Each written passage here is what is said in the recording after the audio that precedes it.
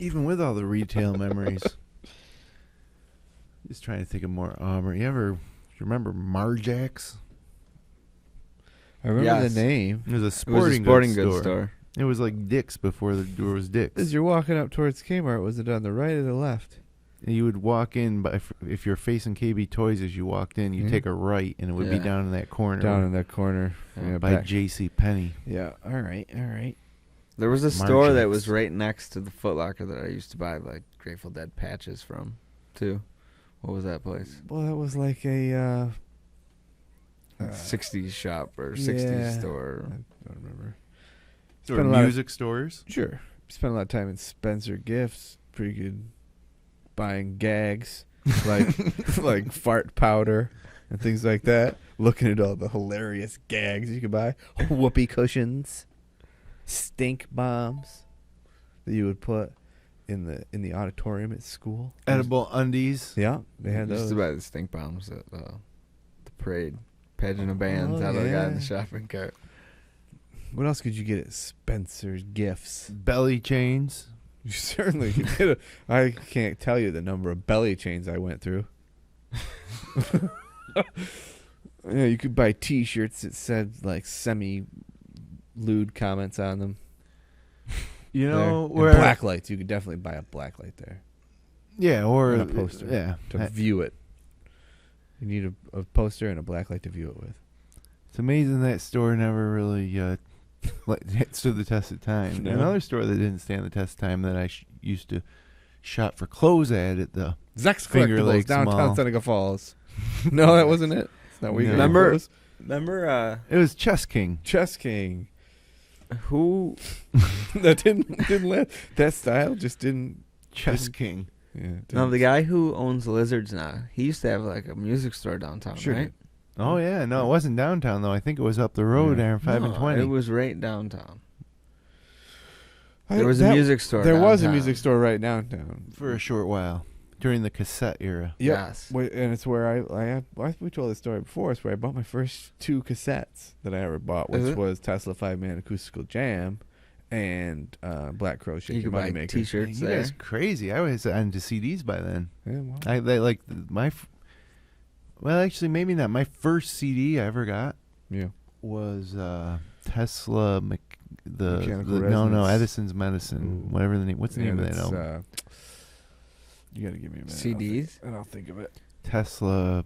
But anyways, that was the first CD I ever bought. World. What the hell's the name of that record? God damn it. Anyway. The first CD Oh, I it's ever got was Radio Controversy. Great radio controversy. There you go. I had a Tesla poster that I bought at that shop as well that I put on my wall. Now, Danny, I'll let you get your story in a second, but I'm going to talk now. He's talking about Tesla. Just relax, Danny. It's funny how many days you live in your life that you don't recall anything from, but you do recall some moments pretty strongly. Okay. Well, I remember a moment when I was probably 6 years old, and it must have been shortly after Christmas because I think my dad and mom got a new hi-fi. But it was an 8-track player. Yeah. And that was the new thing. I mean, now, geez, you didn't need records anymore because you had 8-track You could cassettes. skip around on it without. Oh, having yeah, to with move pushing anything. big buttons. Yeah. Song 4. Sure. Play, which actually was a nice feature that we don't even really have today. That one push. So anyways, for one reason or another, I was allowed to buy 2 8-tracks for myself. Whatever I want. Herb Alpert and the Tijuana Brass. And so down we went to Smith & Joe Music, where Ralph waited on us. Familiar with Ralph? And actually what it was I had like $10 or $15 of my own money or something, and I decided I wanted to buy some 8-tracks for the new hi-fi. And long story short, I bought Village People and what was the other one?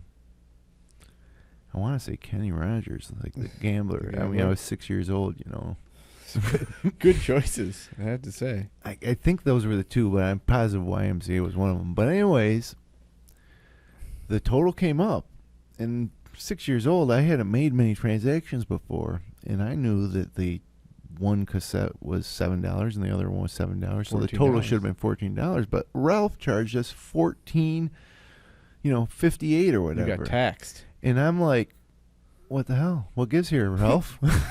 Wait a minute. This is my hard-earned Christmas money here, and I thought I was going to have $1 left over for Penny a whistle. slush puppy Yeah. or something. Anyways, he said my father and Ralph sat me down in that store and taught me about sales tax that day. That's the day you learn about and I sales tax. remember Ralph said, "You think that's bad? You should see the sales tax on a car." And he and my dad roared with laughter. It's a Christmas miracle. That's hilarious. But it's so funny. I remember that whole that whole thing so clearly. I was 6. And a million other things happened before and after that, but I don't have any idea what they were. all the while you were just clutching onto your YMCA Cool. 8-track, ready to go home and pop it into the hi-fi. I think the other one might have been Cool in the Gang, to be honest with nice. you. Good I'm pretty choice. sure it was. I Good think choice. my parents bought the Kenny Rogers the Gambler one themselves, and they also had Neil Sedaka Sure, Neil Sedaka, sure. and Jerry Lee Lewis. Now, another 8-track story, and then Dandy, you can get on. If you haven't forgotten. I already forgot. Yeah.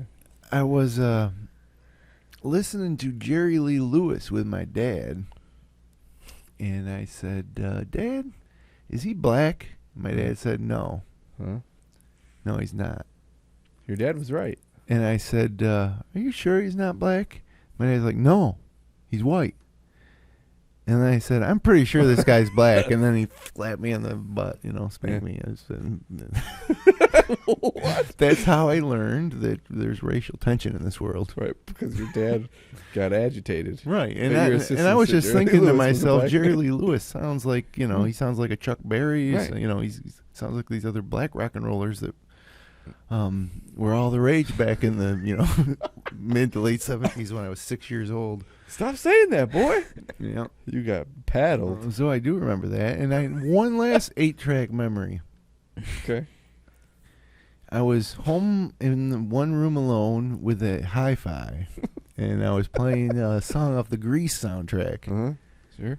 And something compelled me to start air saxophoning. Okay.